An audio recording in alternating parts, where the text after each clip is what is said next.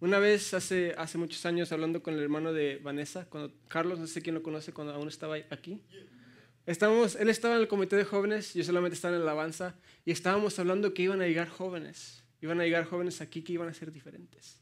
Jóvenes que iban a vestirse diferente, jóvenes que iban a tener una mentalidad diferente, jóvenes que no iban a pensar como nosotros, que iban a tener pelo diferente, que iba a ser difícil aceptarlos.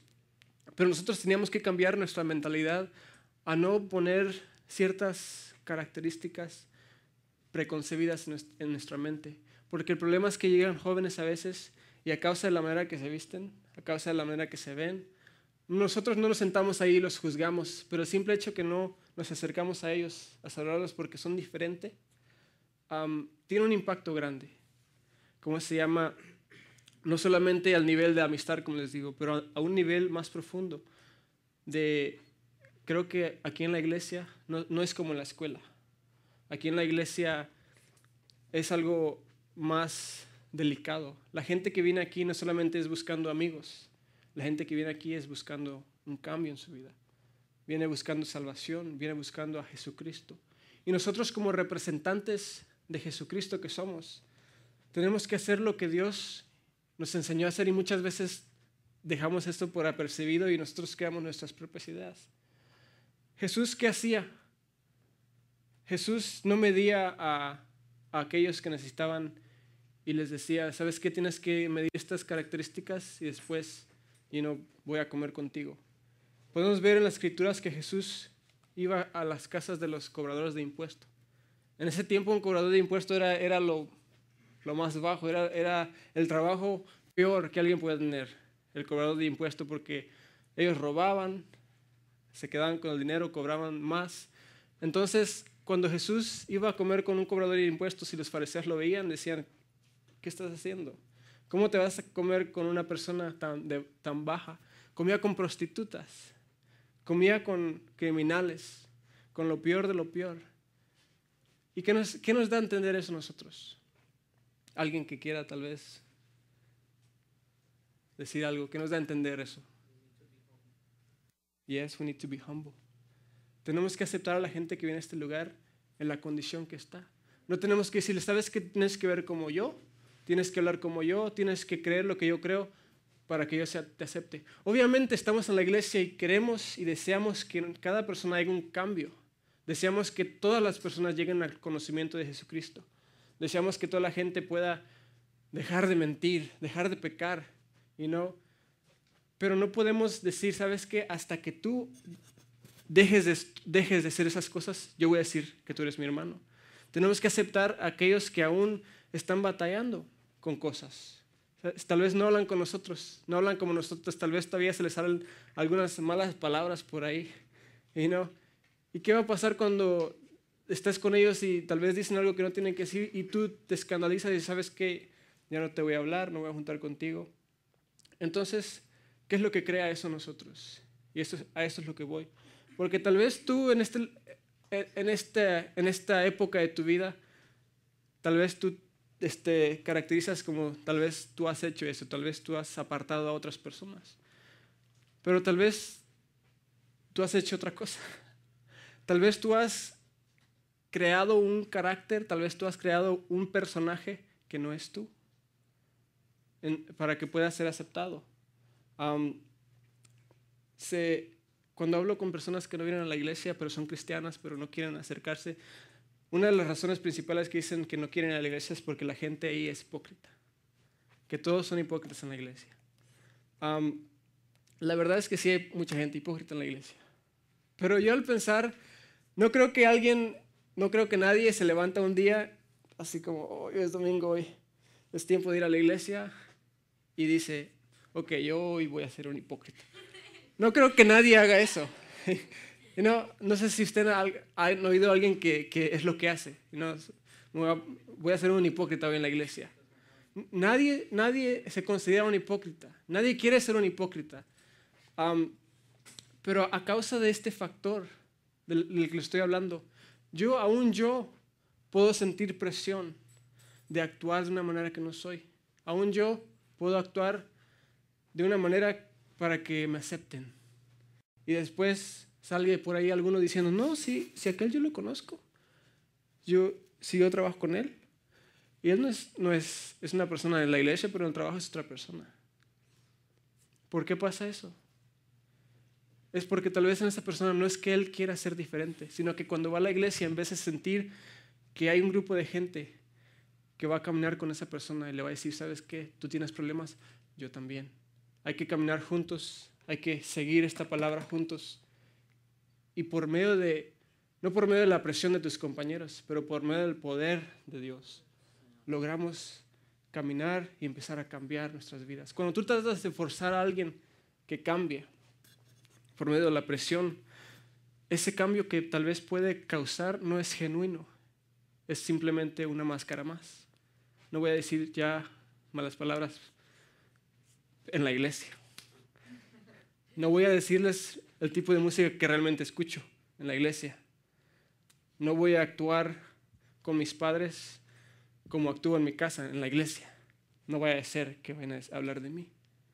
Entonces, ¿qué pasa? Es de que imagínate que tú te estás bien enfermo y vas al hospital y te dice la enfermera, ok, vas a ver al doctor. ¿Qué te pasa? ¿Qué tienes?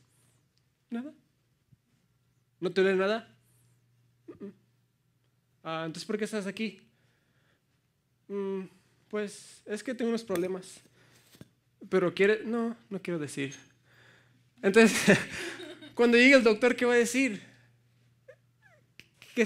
Si no te quieres decir qué tienes, ¿cómo te puedo ayudar?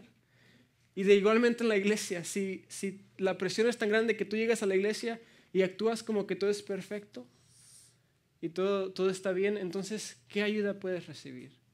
¿Y ayuda de quién? Obviamente, el Espíritu Santo es el que hace el cambio, pero ¿por medio de quién? ¿Y a quién usa para hacer esos cambios? ¿Te usa a ti? ¿Me usa a mí? Somos nosotros el cuerpo de Dios.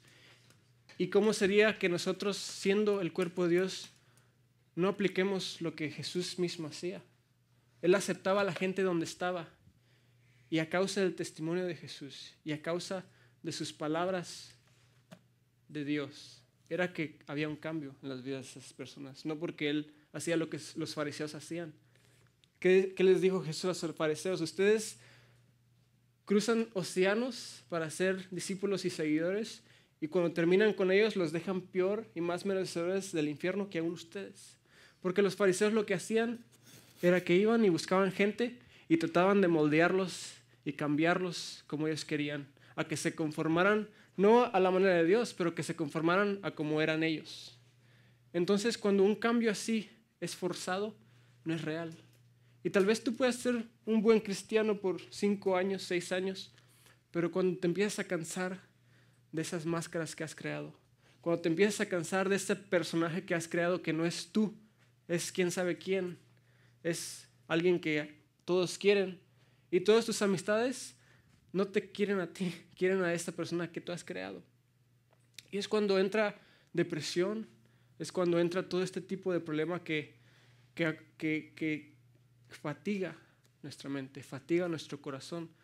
Y después te encuentras en un lugar que no sabes dónde estás, no sabes quién eres, no sabes qué propósitos tienes en tu vida.